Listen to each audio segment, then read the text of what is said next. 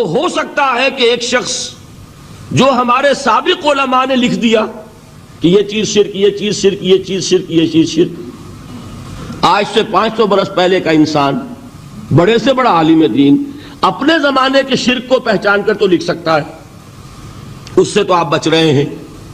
امام ابن تیمیہ نے اس کو شرک قرار دیا، اس کو شرک قرار دیا، اس کو شرک قرار دیا، کوئی شخص ہے جو اس سے تو بچ گیا۔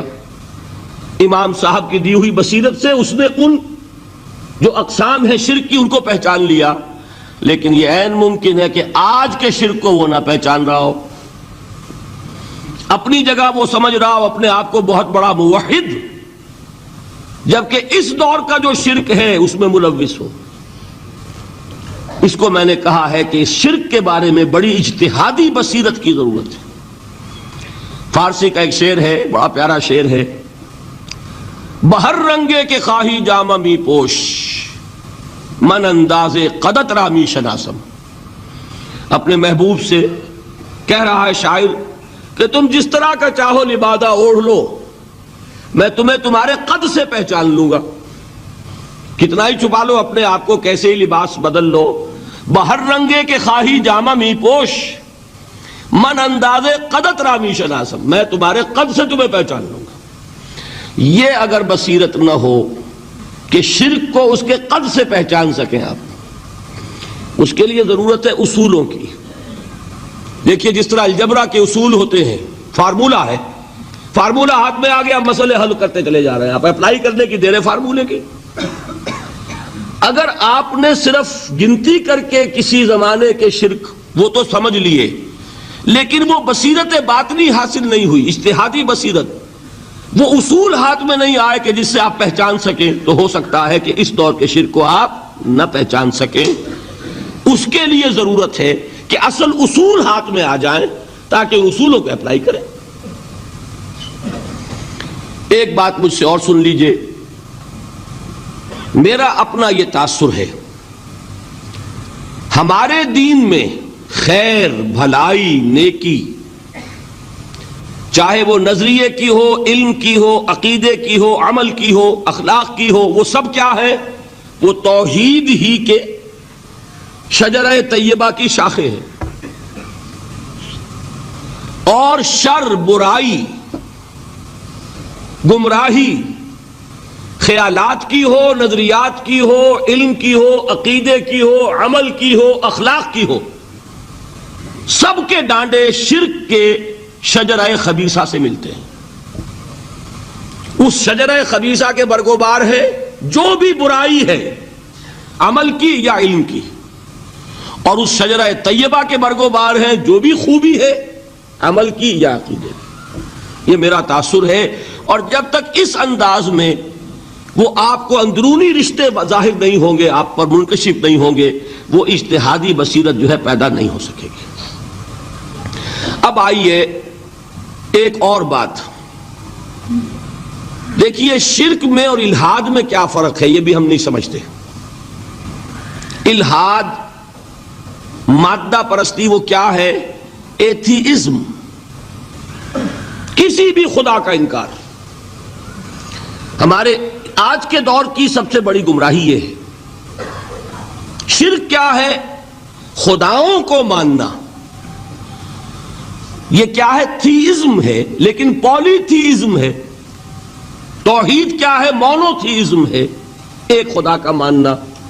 لیکن شرک کے اندر ایک اور حقیقت کو پہچان لیجئے، شرک میں ہمیشہ ٹاپ پر ایک خدا کو مانتے ہیں،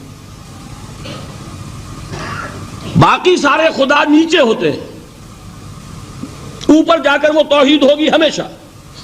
کوئی مشرکانہ نظام ایسا نہیں ہے جو ٹاپ پر جا کر توحید نہ بن جائے۔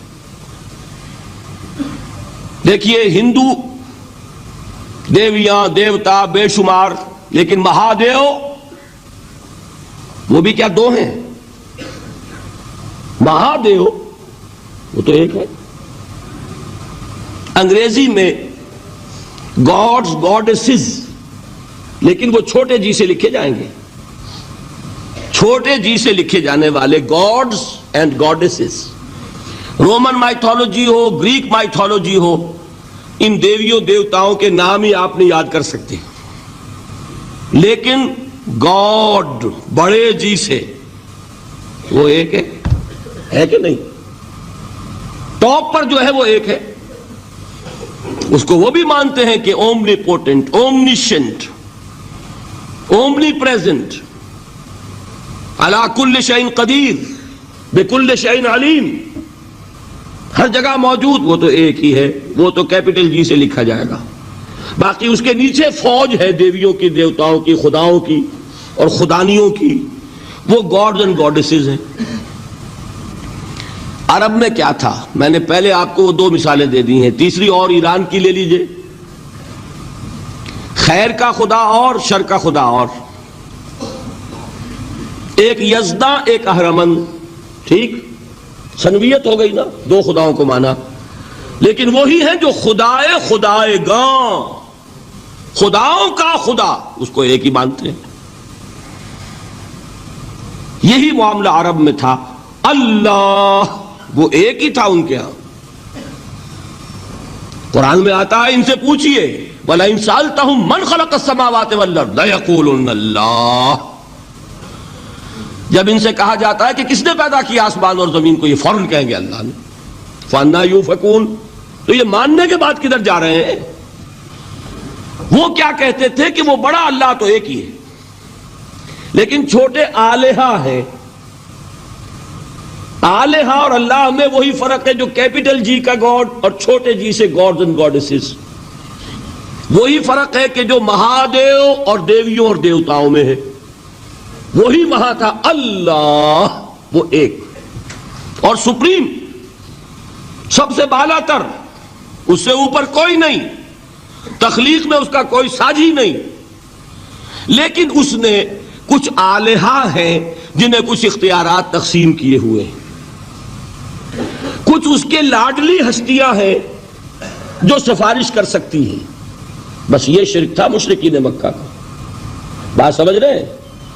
اس کا جائزہ لیں گے تو آپ کو، اور جو آج شرک کی اقسام میں بیان کروں گا اس کو ہاتھ میں لیں گے تو کسی موحد کا تلاش کرنا مشکل ہو جائے گا۔ ڈھونڈ اب ان کو چراغ رخ زیبا لے کر، آج جن کا نام مسلمان ہے ان کی اکثریت کسی نہ کسی نوع کے شرک میں مبتلا ہے۔ اب آئیے اقسام شرک۔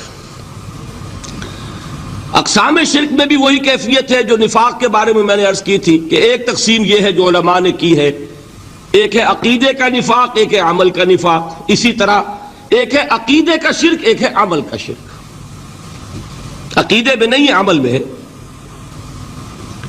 ایک تقسیم آپ نے سنی ہوگی شرک جلی، شرک خفی، ایک ہے ننگا شرک، کھلم کھلا شرک، ایک ہے چھپا ہوا شرک جو نظر نہیں آتا۔ لیکن ایک مغالطہ اپنے دل سے نکال دیجئے، بعض لوگ شرک خفی کو شرک نہیں سمجھتے، یہ بہت بڑی غلطی ہے۔ اگر وہ شرک نہ ہوتا تو حضور اسے شرک نہ کہتے، کوئی اور لفظ، عربی زبان کا دامن جو ہے محدود نہیں ہے، پھر اس کے لیے کوئی اور لفظ اختیار فرمایا جاتا ہے وہ شرک۔ لیکن ایک شرک ہے جلی جو نمایاں ہے، نظر آ رہا، ایک ہے شرک خفی جو نظر نہیں آ رہا، اور وہ کتنا خفی ہو سکتا ہے اس کی ایک مثال دی حضور نے۔ شرک خفی اتنا خفی ہو سکتا ہے، ذرا مبالغہ دیکھیے جو حضور نے بات کو سمجھانے کے لیے مثال میں جو مبالغہ اختیار فرمایا۔ ایک سیاہ اندھیری رات میں ایک سیاہ پتھر پر ایک سیاہ چیونٹی کو رینگتے ہوئے دیکھنا جتنا مشکل ہے، اتنا ہی شرک خفی کا پہچاننا مشکل ہے۔ بتائیے، آپ نے فرمایا انا افصح العرب، میں عرب کا فصیح ترین انسان ہوں، اس سے آگے کوئی مثال دی جا سکتی ہے؟ اندھیری رات، تاریک رات، پتھر سیاہ، چیونٹی سیاہ، کون دیکھ سکتا؟ جتنا اس کو دیکھنا ناممکن ہے اتنا ہی شرک خفی کا پہچاننا مشکل ہے۔ گویا کہ اس سے تو اللہ ہی بچائے گا تو انسان بچے گا۔ ایک آخری بات تمہیداً اور عرض کر دوں، پھر میں چلوں گا اقسام پر۔ میری جو باتیں آپ کے سامنے آئی اس سے ایک منطقی نتیجہ نکلتا ہے، کوئی شخص اگر حقیقتاً شرک سے بچ جائے واقعتاً شرک سے بچ جائے، ہر قسم سے بچ جائے، اس سے بھی اوپر کوئی انسان ہوگا؟ گویا کہ یہ آخری منزل ہے، یا یوں کہیے کہ جس شخص کے بارے میں اللہ تعالیٰ یہ مان لے کہ میرا یہ بندہ شرک سے بری ہے، اس سے بڑی سند کوئی ہے؟ دی ہائیسٹ ٹیسٹیمونیل، سب سے بڑی سند، سب سے بڑی تعریف جو بندے کی ہو سکتی ہے وہ کیا ہے؟ یہ مشرک نہیں۔ یہی وجہ دیکھیے آپ قرآن مجید میں حضرت ابراہیم کے ذکر میں دیکھیں گے، ابراہیم کا مقام کیا ہے؟ خلیل اللہ، ابو الانبیاء، امام الناس، تین نسبتیں ہیں، تینوں بڑی عظیم۔ اللہ کے ساتھ نسبت کیا ہے؟ خلیل، واتخذ اللہ ابراہیم خلیلا۔ ابو الانبیاء، کتنے نبی ہیں ان کی نسل میں؟ اسحاق اور اسماعیل سے چلیے، پھر یعقوب اور یوسف، اور پھر چلیے موسیٰ اور ہارون، اور پھر چلیے سارے انبیاء بنی اسرائیل کے، حضرت عیسیٰ، پھر یہاں تک کہ محمد الرسول اللہ کس کی اولاد ہے؟ ابراہیم کی، ابو الانبیاء۔ اور نمبر 3، انی جاعلک للناس اماما، امام الناس۔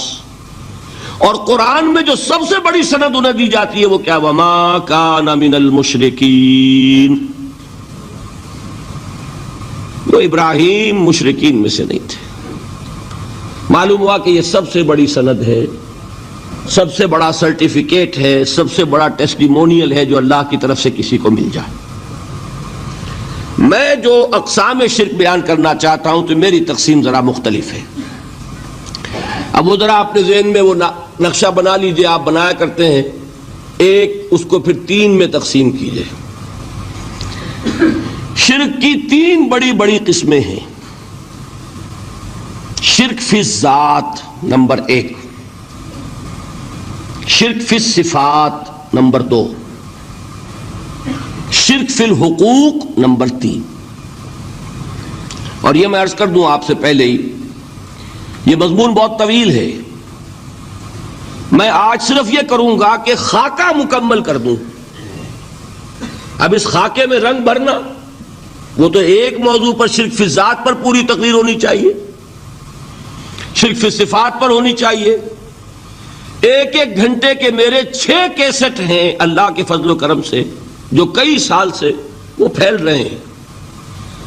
6 گھنٹے میں نے ان چیزوں کو بیان کیا، وہ موجود ہوں گے، لیکن آج وہ خاکہ ذہن میں بنا لیجئے، اور کچھ آپ کو الجبرے کے فارمولے ہاتھ میں آ جائیں تاکہ خود آپ میں صلاحیت پیدا ہو جائے پرکھنے کی کہ اس فارمولے کو اپلائی کر کے دیکھ لیں یہ شرک ہے یا نہیں۔ یہ 2 کام تو میں انشاءاللہ آج کر دوں گا، آپ مطمئن رہے۔ باقی یہ کہ تفصیل، وہ تو ہر سلسلے میں تفصیل پھر بہت ہوگی، وہ شوق ہو تو وہ کیسٹ آپ سنیے۔ تو 3 تقسیمیں ہو گئی۔ شرک فی الذات، اللہ کی ذات میں کسی کو شریک کر دینا، یہ سب سے زیادہ نمایاں، سب سے زیادہ جلی، سب سے زیادہ عریاں، اور اللہ تعالیٰ کو سب سے زیادہ مبغوض اور ناپسند شرک ہے۔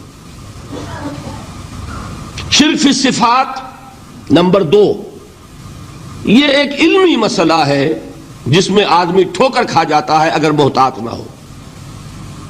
بڑے سے بڑے آدمی کو ٹھوکر لگ جائے گی۔